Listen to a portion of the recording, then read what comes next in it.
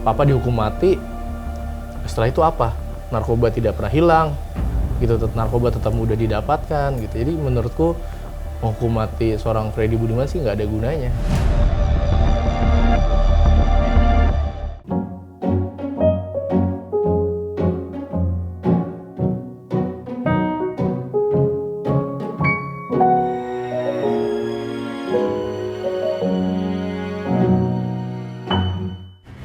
Cinta itu mempertemukan, cinta itu menyatukan, cinta itu memisahkan.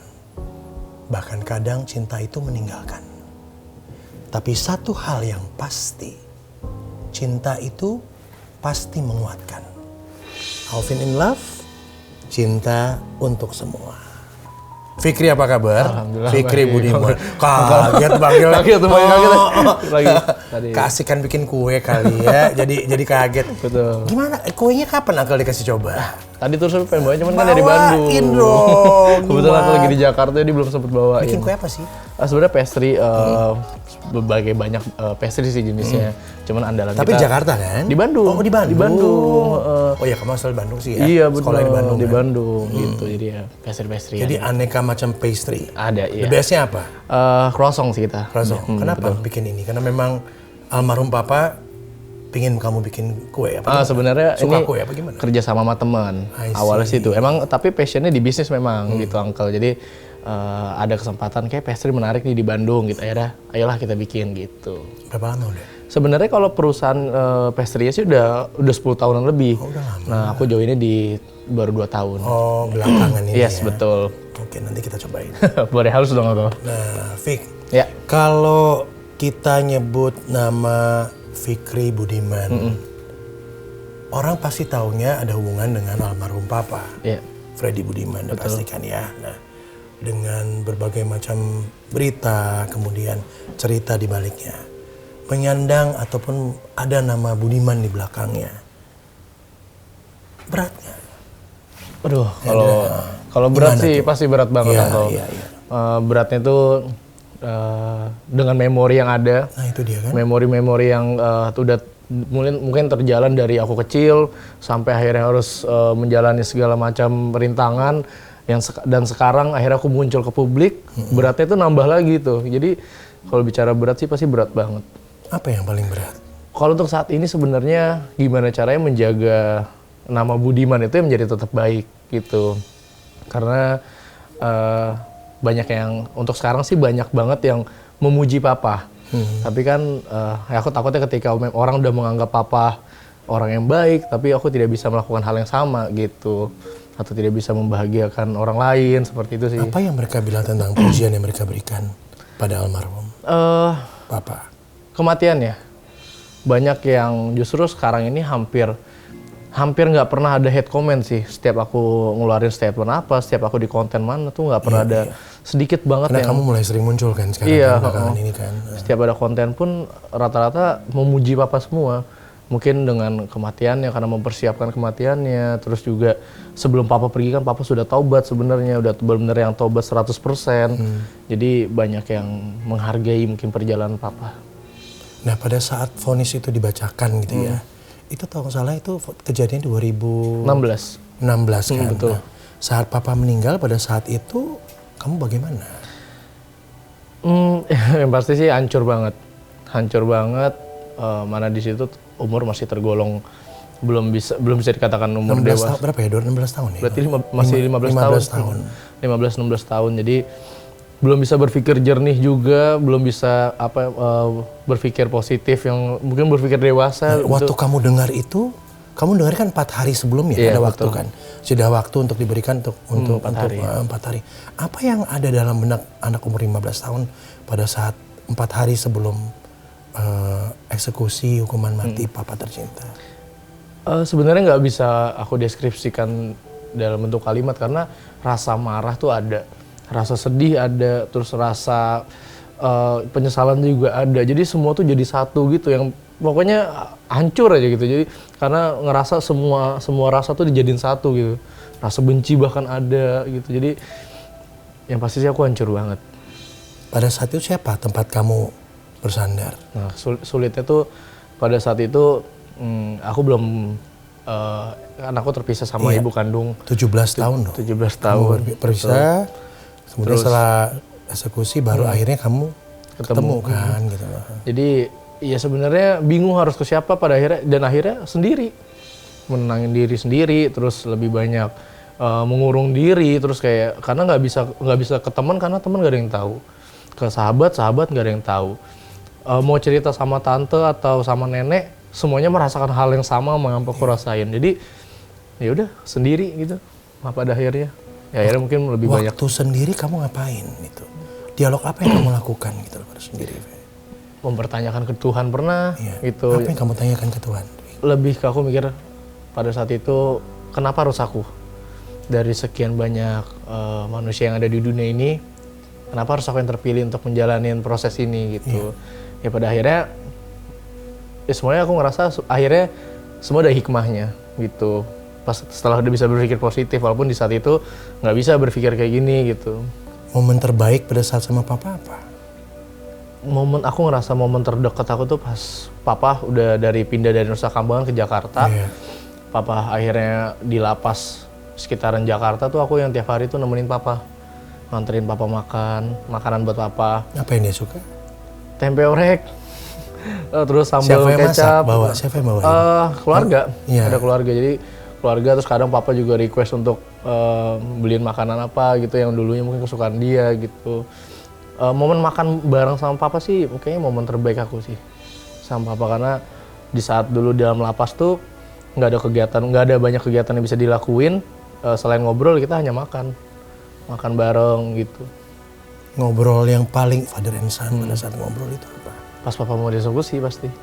Apa yang dia bilang? Pas papa mau dieksekusi sih semua hal yang aku butuhin sekarang ya papa tuh udah ngasih tahu. Contohnya misalnya dulu kan masih baru mau kuliah. Iya. Di saat itu ya papa ngasih tahu mending kuliah ini aja, kuliah bisnis aja. Nanyain kamu passionnya di mana? Bukan, tapi papa nggak ngomongnya passion sih, maksudnya kamu hobinya di mana, kamu sukanya apa gitu. Kalau suka bisnis ya udah kuliah bisnis. Sampai nyari pasangan tuh gimana? Nanti kamu kalau udah nikah tuh harus kayak gini-gini. Jadi semua hal tuh pasti papa jabarin sebelum papa pergi tuh. Sedetail itu. Sedetail itu, karena ya ini kan perjalanan satu tiket aja kan, Iya. nggak bisa ada balik lagi. Jadi mungkin papa memanfaatkan waktu itu untuk apapun yang papa pengen kasih tahu, dikasih tahu semua pada waktu itu. 15 tahun bersama papa. Yang kamu lewati setiap hari melihat beliau, lihat dia gitu loh. Yang kamu dapetin apa? Kan pasti gejolaknya banyak tuh. Iya. Nggak mudah. Sebenarnya yang justru momen papa pas dieksekusi itu menyadarkan aku banyak hal sih.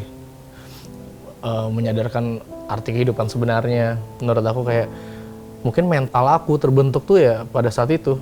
Aku berubah jadi lelaki yang beda banget lah gitu. Mungkin yang dulunya anak yang manja, sekarang udah akhirnya terbiasa dengan melakukan apa-apa sendiri. Seperti itu. Mandiri jadinya ya. Jadi mandiri juga. Dari kasus papa apa yang paling kamu sesalkan?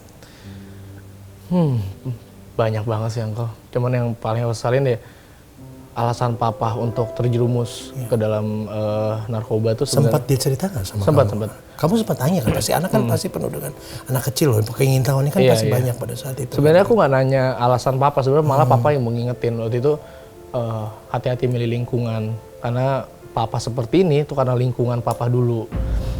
Papa dulu tuh lingkungan papa yang ngenalin papa sama narkoba, papa dicoba-cobain, akhirnya papa nyoba ketagihan. Setelah ketagihan papa berpikir ini ada peluang bisnisnya, malah akhirnya jadilah Freddy Budiman. Ya semuanya itu karena lingkungan awalnya. Nah, makanya papa mengingatkan aku sebagai anaknya untuk memilih lingkungan tuh yang baik. Lalu si anak kecil ini, si Fikri yang kecil ini jawabnya apa gitu loh. Waktu Iya, dia betul. dihadapkan dengan papanya ada di Iya. penjara. Kan pasti kan ada pertentangan, ada apa, ada apa gitu loh. Kan nggak mungkin terima diam gitu aja ya, Fik. Apa kamu diam aja pada saat Pada saat itu diem karena lebih banyak nggak ngertinya. Nggak ngerti karena awalnya mungkin berpikir narkoba ini apa, maksudnya narkoba ini apa. Justru malah papa tuh kadang yang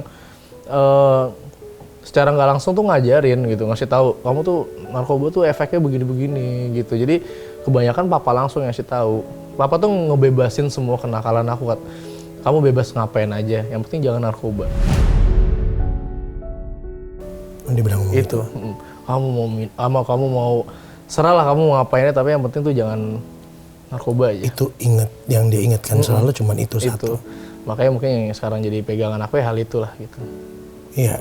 Kalau kita lihat sekarang lagi marak kasus Sambo kan, sama hukuman mati juga, ya. Nah ini ada KUHP baru, percobaan 10 tahun ya? 10 tahun.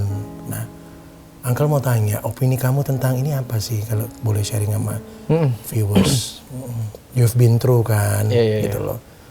Kalau misalnya bicara keadilan, pasti merasa tidak adil. Karena pada saat itu, keluarga Freddy Budiman hanya mendapatkan waktu 4 hari sebelum harus dieksekusi. Anggaplah 5 hari lah kita. Ya 5 hari itulah terakhir sampai akhirnya papa dieksekusi. Kalau dibandingkan dengan 10 tahun ini kan masih kayak jauh banget dan terasa tidak adil banget. Dan di hukuman itu kan sebenarnya narasinya adalah 10 tahun masa percobaan ketika ada berperilaku baik dan ada faktor-faktor lainnya, hukumannya bisa turun lagi menjadi seumur hidup. Nah itu ya, dan pada akhirnya kan tidak dieksekusi. Walaupun tuntutannya vonisnya adalah harus dihukum mati. Itu mungkin yang merasa wah kayaknya nggak adil gitu. Tapi dan nggak tahu juga harus ngapain. Tapi kalau aku berpendapat sih aku ngerasa tidak adil.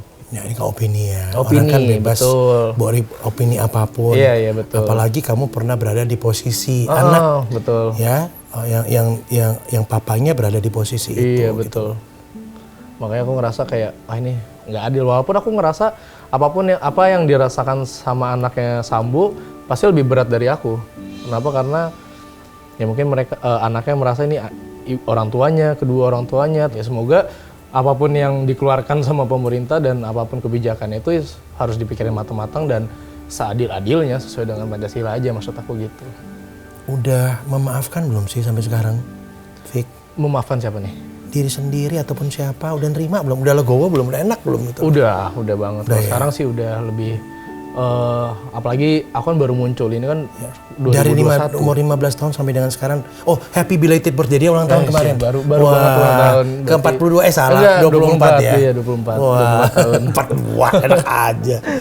Baru ulang tahun juga. Jadi kalau misalnya tanya udah logo udah gitu. Apalagi kemunculan aku kan baru baru tahun 2021 kemarin. Lebih lega karena bisa menceritakan sisi baiknya papa juga, terus juga akhirnya. Kenapa ada rasa kamu harus menyampaikan sesuatu ya? Karena kamu mendapatkan itu apa di saat itu semua orang ngehujat kan, semua orang berpikirnya papa ini adalah sampah masyarakat, seseorang yang buruk banget lah gitu. Sedangkan aku sebagai anak yang melihat papa nih memang melakukan satu kesalahan dan kesalahannya itu tidak bisa ditolerir dan aku tidak pernah membenarkan apapun yang papa lakuin, tapi papa ini orang baik sebagai seorang ayah. Nah hal itu tuh yang aku ceritakan ke masyarakat gitu. Itu yang kamu rasakan kan sebenarnya kan gitu. Betul, jadi aku ngerasa kayak walaupun setiap orang ada sisi buruknya, tapi di balik itu pasti ada sisi positifnya juga kok gitu. Papa pernah meluk kamu gak sih? Pernah. Kapan terakhir? Terakhir sebelum papa pergi pasti, sebelum papa pergi. Di malam eksekusi itu terakhir tuh pelukan terakhir. Ngomong apa dia pada saat itu? Di saat itu papa tuh nggak jiwa. Bukan tipe orang yang melo lah ya. Ya. Jadi papa tuh di saat itu malah yang nguatin kita, gitu. Papa yang nguatin kita, papa yang meluk terus. Karena aku nggak mau pergi, papa tuh nahan juga sampai akhirnya ya papa meluk terus udah kuat. Jadi lelaki itu harus jadi lelaki yang kuat, punya mental yang kuat. Sekarang nangisin aja, keluarin semua air matanya. Tapi janji sama papa setelah keluar dari ruangan ini nggak boleh keluar air mata lagi. Itu tuh terakhir papa ngomong itu. Karena kamu sendiri, biar gimana pun juga kamu harus kuat. Itu maksud dia kan kali ya. Gitu akhirnya ya udah. Itu.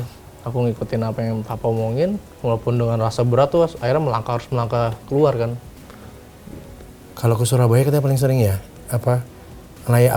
ziarah ya. Ziarah ke makam papa, baru banget kemarin juga ziarah karena nggak tahu aku ngerasa banyak banget kenangannya kan di makam papa juga. Dulu mungkin aku ngerasa aku punya mental yang kuat tuh ketika semua yang aku alamin kan aku akhirnya memilih di ambulans tuh dari Cilacap ke Surabaya. Walaupun dikasih kejaksaan mobil, aku milih di ambulans. Terus nyampe Surabaya rame banget orang, rame banget media. Di ambulans tuh ngapain aja kamu?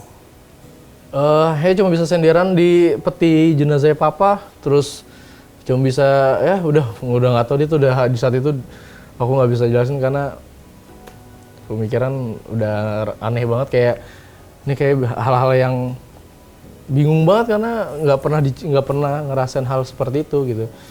Jadi sampai akhirnya kan aku harus yang masukin papa ke dalam liang lahat, dan aku juga yang ngazanin papa tuh pada saat itu. Jadi aku ngerasa dikasih kekuatan juga, aku bisa ngazanin papa dari awal sampai akhir.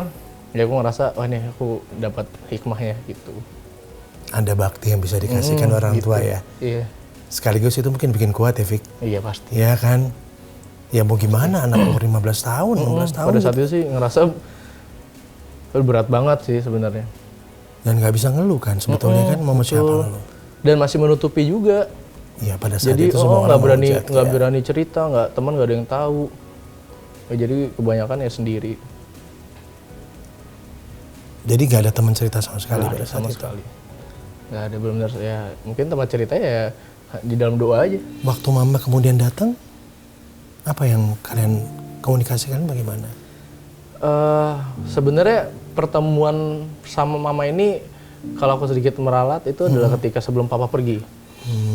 Pas di tanggal-tanggal di hari ini nih, karena itu bertepatan sama ulang tahun aku. Enggak. Pas ulang tahun? Aku ulang tahun, aku minta papa. Jadi setiap kalau ulang tahun tuh papa selalu nanya kayak mau kado apa gitu. Biasanya aku dulu mintanya kayak mungkin entah mainan, entah apa. Nah di hari itu setelah 17 tahun aku minta mau ketemu mama. Wow, Shock tuh di dalam lapas, dan papa shock. Akhirnya papa minta tamping, nulisin alamat, nomor telepon, barulah akhirnya dikasih. Besokannya aku ke Bandung, baru di situ ketemu ke Bandung ketemu keluarganya mama. Tapi sayangnya di situ nggak ada mama. Mama ternyata di Jakarta gitu. Oh dikasih alamat rumahnya. Plot twist banget itu ya. Jadi dikasih alamatnya sama papa. Kak, tunggu. Waktu pertama kali ketemu, apa yang kamu lakukan? 17 tahun loh. Di hari yang aku ke Bandung itu sebenarnya itu pertama kali aku dengar suara mama. Jadi karena mama nggak ada di situ, tapi aku pertama kali dengar suara mama by telepon. Di situ aku nangis karena mama pertama kali ngomong kayak, ini bener anakku Muhammad Fikri Fernanda Budiman. Iya bener mah gitu. Terus nangis keluar mata. Nah karena baru besoknya kesempatan ketemu mama, di hari ketemu mama tuh aku kebanyakan bener-bener, itu rasanya juga aneh juga, tapi jadinya sharing aja gitu, sharing aku nih ini. Jadi mama nanya, aku nanya balik gitu. Jadi kayak pendekatan. Ya karena nggak pernah ketemu kan. Betul. Baru pada saat ini. Ada message nggak pesan yang sampaikan buat kita, nggak berharap banyak yang ngalamin hal ini ya, Vicky ya gitu loh. Yeah. Tapi buat viewers yang walau alam kalau mereka ngalamin hal ini gitu loh. Apa pesan dari kamu? Di balik sebuah tragedi itu pasti ada hal positif yang bisa kita ambil. Terutama untuk kehidupan ini sendiri, menurutku adalah kehidupan itu sebenarnya indah kok ketika kita tuh tahu cara menikmatinya. Justru kebanyakan orang adalah ketika dikasih cobaan sama Tuhan, dia berhenti untuk mencoba gimana menyelesaikan sebuah masalah yang berujung akhirnya menyerah dan putus asa, dan akhirnya membuat dirinya sendiri gagal. Padahal menurutku semua masalah yang ada di dunia ini semua bisa diselesain. Itu sih. Dengan berdoa dan jangan pernah menyerah aja gitu. Sekarang tinggal bareng teman-teman bikin usaha baru ya? Betul. Aku sekarang lagi bikin media politik. Begitu. Jadi ahli komunikasi bikinnya media politik. Betul, ya? Media politik. Pinter aja lihat peluang. Udah dekat-dekat ya segitu ya. Jadi lagi bikin media politik, kita lagi Jadi belajar. Fikri ini menurut teman-temannya orang yang paling loyal sama teman-temannya. Iya, aku udah riset semuanya, tenang aja. Mungkin ya alhamdulillah lah kalau misalnya ada teman yang menganggap itu gitu. Karena itu mungkin semoga orang-orang bisa beranggapan seperti itu, hal-hal positif. Oke, Uncle mau tanya ini ya, dari semua yang kamu alamin dan kamu lewati, apa kamu setuju dengan hukuman mati? Secara humanis itu seperti apa menurut kamu? Jujur kalau di dalam hati sebenarnya tidak setuju. Tidak setuju karena menurutku mencabut nyawa seseorang ini hanya tugasnya Tuhan. Justru aku lebih concern memberikan efek jera terhadap para tahanan, yaitu di mana adanya perbaikan dalam sistem lapas. Karena kan justru sebenarnya seharusnya adalah ketika orang melakukan satu kesalahan atau kejahatan, dia masuk penjara, keluar tuh menjadi orang yang baru dan tidak berani lagi untuk melakukan satu kejahatan. Cuma kayaknya realitanya di Indonesia ini masih banyak orang yang keluar penjara, ya akhirnya berani melakukan kejahatan lagi, dan ketika masuk penjara tuh dia nggak ada rasa takut. Karena penjara kita yang mungkin tidak memberikan efek jera. Itu sih menurutku. Hukum di Indonesia menurut kamu udah adil belum? Beberapa hal sih pasti bisa dikatakan belum adil. Gitu. Jadi masih banyak yang perlu diubah dan diperbaiki untuk secara hukum di Indonesia. Tapi juga untuk kalaupun misalnya harus dilakukan hukuman mati, harus ada yang benar-benar pertimbangan yang benar-benar menyeluruh dan seadil-adilnya. Jangan hanya mengeluarkan vonis hukuman mati tanpa memikirkan efek setelahnya. Ya, aku ngambil contoh papa dihukum mati, setelah itu apa? Narkoba tidak pernah hilang, gitu. Narkoba tetap mudah didapatkan, gitu. Jadi menurutku menghukum mati seorang Freddy Budiman sih nggak ada gunanya, gitu, untuk negara sekarang. Gitu. Karena hal itu masih ada ya. Masih ada.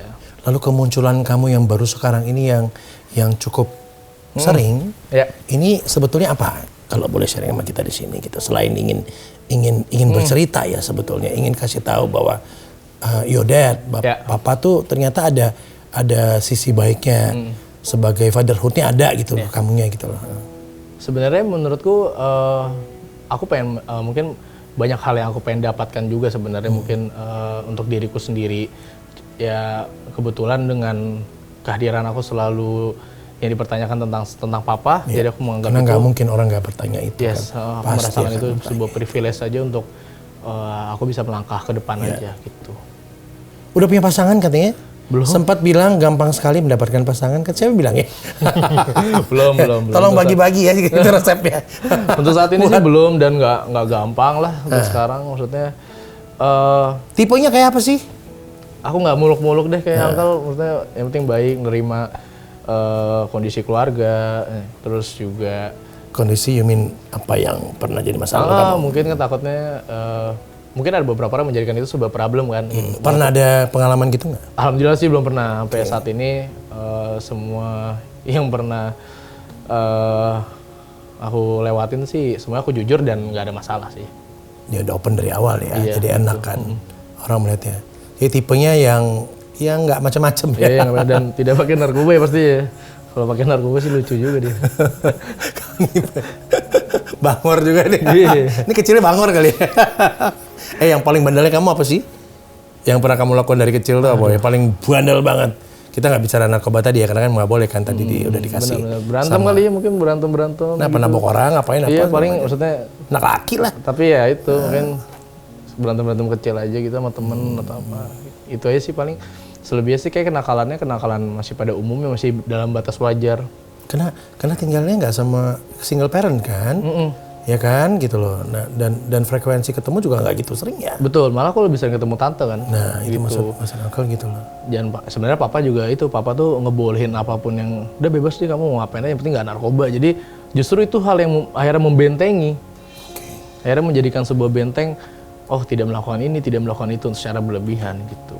Jadi nggak dilarang itu sebetulnya buat kamu lebih nyaman ya? Lebih nyaman karena jadinya justru kalau kadang dilarang tuh malah pengen terus. Iya malah berontak. Tapi kalau nggak boleh itu malah boleh gitu. Betul. Dalam tanda kutip gitu ya. Ketika dilakukan. Ketika dibolehin tuh malah kita memberikan aku menjadikan itu sebuah benteng diri sendiri gitu, Uncle. Next mau ngapain, Fik? Ke depannya untuk seorang Fikri Budiman? Film papa mungkin pasti. Sekarang lagi dalam beberapa proses juga untuk film. Mungkin sebelum film akan ada buku terlebih dahulu tentang cerita papa. Siapa yang akan nulis? Aku sendiri pasti, cerita dari aku sendiri. Nanti film juga masih dalam proses tahapan realisasinya. Semoga itu sih mungkin paling dekat untuk secara keseluruhan. Kenapa kamu bikin film dan buku? Atas mungkin banyak banget karena permintaan dari masyarakat juga. Gitu, pengen banget ini sebuah cerita yang mungkin cerita-cerita yang aku sering ceritakan dalam podcast-podcast, mereka Iya. berharap ini divisualisasikan dalam bentuk film gitu, dan mereka berharap kayak ada film nih menarik deh. Akhirnya aku coba, alhamdulillah juga ada beberapa orang yang tertarik, akhirnya bisa kerja sama. Udah ada yang tertarik? Sudah ada, cuman ya masih terbuka untuk siapapun mau kerja sama masih bisa gitu. Enak ya, seru ya, bisa bikin sesuatu untuk orang tua dari lewat jalan yang memang kamu juga suka mungkin kan bikinnya seperti itu. Betul, dan dulu tuh malah sebelum papa pergi, aku ingat banget masih di Lapas Salemba, papa tuh minta cariin penulis buku. Gitu, pengen nyari penulis buku. Cuman dulu tuh media sosial tuh belum sekuat sekarang yang bisa nyari penulis. Dengan mudah kita tulis aja semua akan datang. Betul, dulu aku masih nyari di Google, di Facebook. Itu pesannya. Iya, karena papa tuh pengen nulis buku gitu. Nah, itu belum kecapean, mungkin ya aku mungkin bisa merealisasikannya sekarang. Menarik. Ya. Hubungan dengan mama sekarang? Baik, alhamdulillah gitu kan, sekarang udah ada suami baru, jadi Ya, masing-masing sudah. iya ini ya. gitu, nggak bisa Jadi orang yang terbuka sekarang, enak ya pikirannya. Ya kan? Jadi melihatnya bukan sekedar apa yang terjadi yang kurang menyenangkan di masa lalu, tapi lebih ya sudahlah, masing-masing udah jalannya sendiri kan. betul. Jadi ya mama sih maksudnya dekat sampai sekarang dan udah punya keluarga baru, udah punya anaknya, udah ada juga, jadi ya sama-sama Hubungan tetap dekat, Tetap tapi ya dekat. masing-masing lah ya. masing-masing aja gitu. Sama mama yang lain juga gitu kok. Ada 5 mama. I know. Oke, satu pertanyaan. Punya mama 5 itu bagaimana sih? Itu aku agak. Tadi aku mau nanya, tunggu dari kamu ngomong sendiri kan, jadi enak nih gitu. Punya mama 5, oke, rasanya gimana gitu loh? Sebenarnya ya udah, sekali lagi aku dari dulu emang tipikal yang apa-apa sendiri kan. Iya. Jadi ngerasanya hal kayak gini udah jalanin aja, mereka punya kehidupan masing-masing juga. Alhamdulillahnya sih nggak ada yang apa ya, nggak ada yang gimana gitu, nggak ada yang apalah gitu yang ribet atau apa, nggak Yang ada. paling gede siapa anak-anaknya? Ada yang Ada yang lebih dewasa dari kamu? aku kan 4 bersaudara. Iya. Aku anak kedua, cowok pertama. Yang ini cewek Kalimantan, aku Bandung. Yang ketiga tuh Bangka Belitung, yang keempat di Cirebon, yang kelima di Palu. Yang kelima ini masih dalam lapas karena masih dalam masa tahanan. Itu. Wow. Mama 1, mama 2, mama 3, Sampai 5 mah. mama 4, mama 5. Iya. Komplit kamu ya. Betul, lumayan. Tapi itulah mungkin yang ditempa oleh ujian hidup ya. Iya. Yang bikin Fikri juga akhirnya jadi mantep, kuat. Ya, karena dari kecil banyak banget tantangannya gitu, karena dulu bahkan aku mikirnya mama yang ketiga ini lah ibu kandungku. Oh, sempat punya pikiran gitu. Oh, karena kan aku tinggal umur 2 bulan terpisah sama ibu kandung, terus dibawa ke Bangka Belitung. Ya, Nah, pas dibawa ke Bangka Belitung itu aku tinggal sama ibuku yang ketiga dari umur ya kurang lebih 5 bulan, belum setahun. Jadi aku manggil dia mama sampai mikirnya itu mama kandung. Akhirnya papa ke Jakarta lagi, aku dibawa. Aku nangis karena pengen pulang ke Bangka Belitung karena mikirnya itu ibu kandung. Nenek datang, oma, itu bukan ibu kandung kamu, digituin. Salah bener kan nenek ngomong gitu. Aku itu tamparan pertama aku tuh. Dan di situ juga baru tahu ternyata ada konsepnya mama kandung mau ibu tiri tuh di situ umur itu. Di umur segitu, oh ada ibu tiri. Gitu. Wow. Oke, pesan untuk generasi muda sekarang.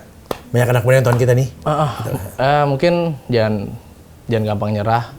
Aku lihat sekarang sih kondisinya adalah orang-orang ketika dia nyerah tuh dia melakukan hal-hal yang di luar nalar aja gitu. Menurutku semua masalah tuh pasti ada solusinya.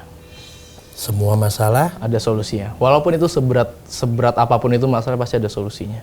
dan terbukti kan, you've been through kan, udah lewatin kan. Semoga. Ada solusinya. Pasti. Ya usaha pasti ya. Betul. Ada yang mau diomongin nggak ke papa? Kalau untuk papa, dulu aku sebenarnya pernah ngomong ini, aku pengen banget ketika ada kesempatan pengen ngomong ke papa tuh kayak, nggak semua orang tuh ternyata benci sama papa. Wow, itu dalam banget. Karena dulu tuh papa mikirnya, papa tuh bahkan minta maaf dulu tuh kayak, maafin papa ya, gara-gara papa jadi banyak yang menghina keluarga kita dan lain-lain. Jadi papa tuh ngerasa bersalah juga. Nah itu makanya aku pengen sekarang tuh kalau bisa ada kesempatan pengen ngomong itu sih, kayak nggak semua orang tuh benci sama papa gitu. Malah sekarang banyak yang sayang sama papa. Pengen ngomong itu sebenarnya. Ada di doa kali itu ya. Iya. Selalu ya. Selalu banget. Ketika ke makam juga aku pasti ngomong itu tuh. Karena itu yang kamu dapatkan sekarang kan.